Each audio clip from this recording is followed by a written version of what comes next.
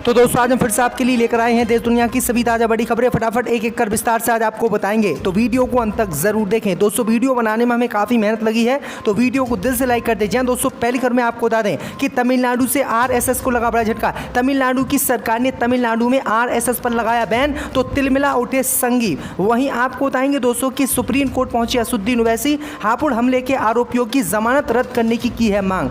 वहीं आपको बताएंगे दोस्तों कि पीएफआई पर बैन से नाराज हुई बिहार सरकार।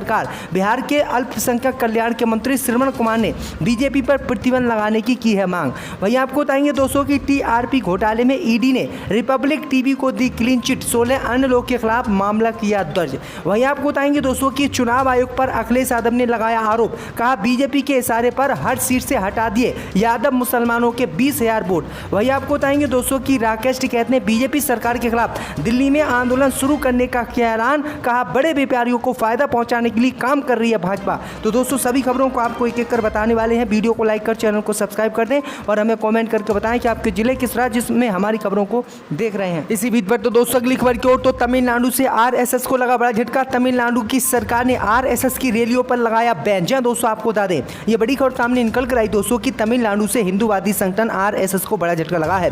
दरअसल आपको बता दें कि तमिलनाडु की सरकार ने गांधी जयंती पर आरएसएस की रैलियों पर प्रतिबंध लगा दिया है और आरएसएस को रैली करने की अनुमति गांधी जयंती पर तमिलनाडु सरकार ने नहीं दी है, जिसके बाद आरएसएस ने कोर्ट का दरवाजा खटखटाया है और कोर्ट का दरवाजा खटखटाकर रैली की अनुमति मांगी है। दरअसल आपको बता दें कि तमिलनाडु सरकार ने कहा है कि गांधी जयंती पर आरएसएस रैली निकालकर जो है हिंसा फैला सकता है और जो है इससे दंगा हो सकता है, इसीलिए तमिलनाडु की सरकार ने आरएसएस की रैलियों पर प्रतिबंध लगाने का ऐलान किया। तो ये बड़ी अपडेट आई दोस्तों कि जहां बीजेपी ने इस्लामिक संगठन पीएफआई पर बैन लगाया, तो तमिलनाडु की सरकार ने भी आरएसएस की रैलियों पर बैन लगा दिया, क्योंकि लगातार आरएसएस पर भी बैन लगाने की भारत में मांग उठने लगी है। इसी बीच पर तो दोस्तों अगली खबर की ओर, तो सुप्रीम कोर्ट पहुंचे असुद्दीन ओवैसी, हापुड़ हमले के आरोपियों की जमानत रद्द करने की मांग की। जब दोस्तों आपको बता दें कि यूपी विधानसभा चुनाव के दौरान हापुड़ जिले में हुए हमले के आरोपियों की जमानत रद्द कराने के लिए असुद्दीन ओवैसी सुप्रीम कोर्ट पहुंचे हैं। उन्होंने हमले के मुख्य आरोपी सचिन शर्मा और उसके साथ शुभम गुर्जर की जमानत रद्द कराने के लिए सुप्रीम कोर्ट में याचिका दायर की है, जिस पर सुप्रीम कोर्ट की जस्टिस एम.आर. शाह की अध्यक्षता वाली 2 सदस्यीय पीठ आज सुनवाई करेगी।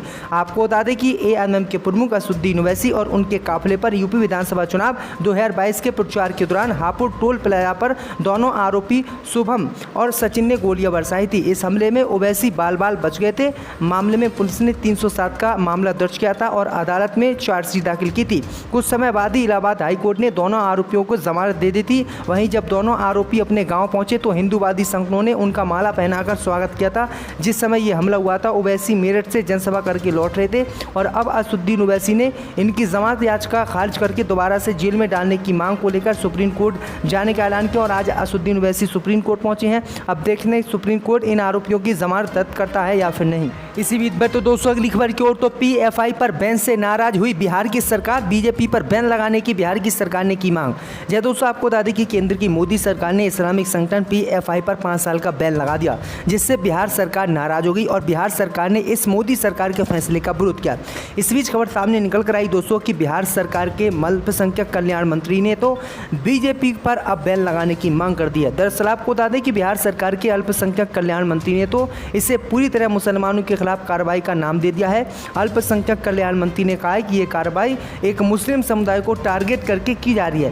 बिहार सरकार के ग्रामीण विकास मंत्री श्रवण कुमार ने तो एक कदम आगे बढ़कर बीजेपी पर बैन लगाने की मांग की है। उन्होंने कहा है कि पीएफआई की तरह आरएसएस और भारतीय जनता पार्टी पर भी बैन लगना चाहिए। तो ये बड़ी अपडेट आ रही दोस्तों।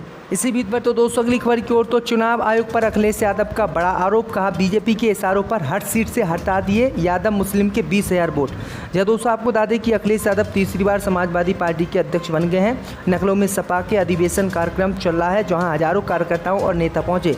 यहां जनता को संबोधित करते हुए अखिलेश ने बीजेपी पर जमकर निशाना साधा और चुनाव आयोग पर गंभीर आरोप लगाए। अखिलेश यादव ने कहा कि चुनाव आयोग जानबूझकर हमारे मुस्लिम और यादव भाइयों का वोट हटा रहा है।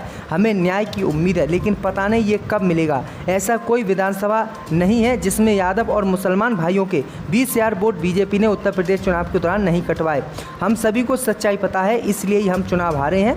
मैंने पहले भी कई बार बोला है कि और आज भी बोल रहा हूँ कि चुनाव आयोग बीजेपी के दबाव में काम कर रहा है। दरअसल आपको बता दें कि अखिलेश यादव ने साफ कहा है कि जब उत्तर प्रदेश में विधानसभा चुनाव थे तो बीजेपी के इशारे पर चुनाव आयोग ने हर विधानसभा सीट पर यादव और मुसलमानों के 20,000 वोट कटवा दिए, जिसके कारण हमारी हार हुई, वरना हम 300 से अधिक सीटें जीतते। तो ये बड़ी अपडेट आई दोस्तों कि अखिलेश यादव ने ये गंभीर आरोप आज भाजपा पर लगाए हैं।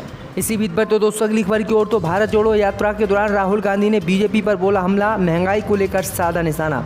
जब दोस्तों आपको बता दें कि भारत जोड़ो यात्रा कर रहे राहुल गांधी ने कहा कि बीजेपी द्वारा फैलाई गई नफरत और गुस्से की वजह से आज देश में बेरोजगारी और महंगाई बढ़ गई है। उन्होंने कहा कि ऊंची कीमतों के कारण किसानों, मजदूरों, छोटे और मध्यम व्यवसायी भारी पीड़ा में जी रहे हैं। असदुद्दीन ओवैसी ने राजस्थान में हुए सियासी घटनाक्रम पर बीजेपी और आरएसएस पर निशाना साधा। राहुल गांधी ने सवाल किया कि क्या बीजेपी और आरएसएस के लोगों द्वारा चुनी हुई सरकारों को गिराने का अधिकार किसने दिया है। दरअसल आपको बता दें कि राजस्थान में इस समय अशोक गहलोत और सचिन पायलट गुट में बहसबाजी चल रही है और दोनों ही मुख्यमंत्री बनने के लिए। इसी बीच पर तो दोस्तों अगली खबर की ओर तो मुलायम सिंह यादव के गढ़ में सपा के दफ्तर पर योगी सरकार ने चलवाया बुलडोजर, हाई कोर्ट में लंबित है मामला।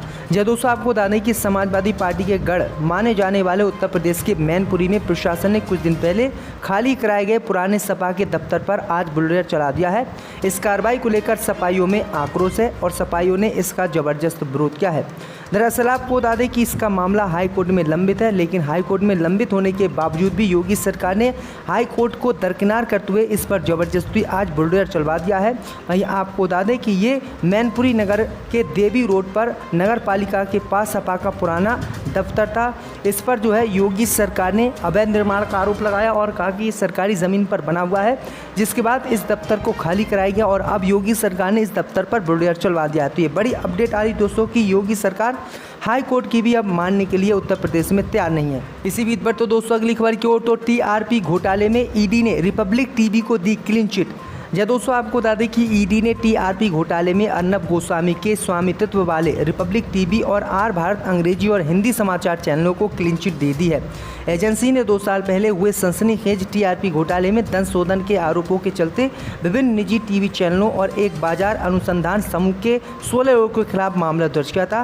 गोस्वामी और उनके समाचार चैनल को क्लीन चिट देते हुए ईडी ने पीएमएलए के तहत अपनी जांच को मुंबई पुलिस द्वारा शुरू में की गई जांच से अलग करार दिया है। ईडी ने कहा है कि मुंबई पुलिस ने जिसने पहली बार 2020 में घोटाले का पर्दाफाश किया था वह एक्विजिरी रिस्क कंसल्टिंग प्राइवेट लिमिटेड की एक फॉरेंसिक ऑडिट रिपोर्ट पर आधारित थी, जिसमें बताया गया था कि टीआरपी गणना पद्धति के साथ जो है रिपब्लिक टीवी ने छेड़छाड़ की है और रिपब्लिक टीवी ने छेड़छाड़ करके अपने चैनल को नंबर 1 बनाया है। लेकिन ईडी ने अब इस जांच को गलत बताया है और टीआरपी घोटाले में रिपब्लिक टीवी को क्लीन चिट दे दी, जबकि मुंबई पुलिस ने टीआरपी घोटाले में रिपब्लिक टीवी और अर्नब गोस्वामी को दोषी पाया था। तो ये बड़ी अपडेट आई दोस्तों कि किस तरह से बीजेपी के दबाव में ईडी भी गलत जांच कर रही है। इसी बीच पर तो दोस्तों अगली खबर की ओर तो किसान आंदोलन दोबारा से शुरू करने की तैयारी में राकेश टिकैत, बीजेपी पर साधा निशाना। बोले बड़े व्यापारियों को फायदा पहुंचाने के लिए देश में काम कर रही है भाजपा। या दोस्तों आपको बता दें कि मांगे पूरी न होने पर अब किसान नेता राकेश टिकैत मोदी सरकार के खिलाफ फिर से दिल्ली में किसान आंदोलन शुरू करने की तैयारी कर रहे हैं और राकेश टिकैत ने मोदी सरकार को एक बार फिर से आंदोलन शुरू करने की चेतावनी भी दे दी है। दरअसल आपको बता दें कि इसी बीच अब राकेश टिकैत ने गुरुवार को टप्पल में किसान संगठनों को संबोधित करते हुए मीडिया से बातचीत करते हुए भाजपा सरकार पर निशाना साधा। इस दौरान एमएसपी के सवाल पर राकेश टिकैत ने कहा कि सरकार किसानों से धोखा कर रही है, बड़े व्यापारियों को फायदा कैसे होगा, सरकार का उस पर काम हो रहा है, उनको सस्ती जमीन सस्ता अनाज देकर फायदा पहुंचाया जा रहा है। एमएसपी को लेकर राकेश टिकैत ने कहा है कि सरकार ने हमसे एमएसपी को लेकर बातचीत की थी और एमएसपी पर कानूनी गारंटी देने की बात की थी, लेकिन कितने महीने बीत गए आंदोलन को खत्म हुए, लेकिन सरकार ने अभी तक इस पर काम नहीं किया है, इसलिए हम सरकार के खिलाफ आंदोलन करेंगे। तो भाजपा की मुश्किलें एक बार फिर से बढ़ सकती हैं। इसी बीच पर तो दोस्तों अगली खबर की ओर तो पीएफआई पर बैन लगाने से नाराज हुए कमलनाथ। जब दोस्तों आपको बता दें कि केंद्र की मोदी सरकार द्वारा पॉपुलर फ्रंट ऑफ इंडिया पर प्रतिबंध लगाने को लेकर प्रदेश कांग्रेस अध्यक्ष कमलनाथ की प्रतिक्रिया सामने आई है। उन्होंने कहा कि जो भी संगठन या संस्था आतंकवादी गतिविधियों से जुड़ी हो उस पर कार्रवाई होनी चाहिए। आम जन को सुरक्षा चाहिए। जनता को इससे कोई मतलब नहीं है कि आप किस पर कार्रवाई कर रहे हैं। जांच एजेंसियों को जो प्रमाण मिले हैं वे सामने आने चाहिए। तो ये बड़ी अपडेट आई दोस्तों कि कमलनाथ ने कहा है कि जो भी आतंकवादी गतिविधियों के परिणाम जो है मिले हैं जांच एजेंसियों को, वो पूरे देश को इनको बताना चाहिए। जो अजय मिश्रा है घर पर एक बोर्ड भी चिपकाया है, नोटिस, और कहा है कि जांच के लिए तैयार हैं, बुलाया भी है, लेकिन वो केस में हुए लड़के की जो लोकेशन है अजय मिश्रा जो है, अजय मिश्रा, उनकी लोकेशन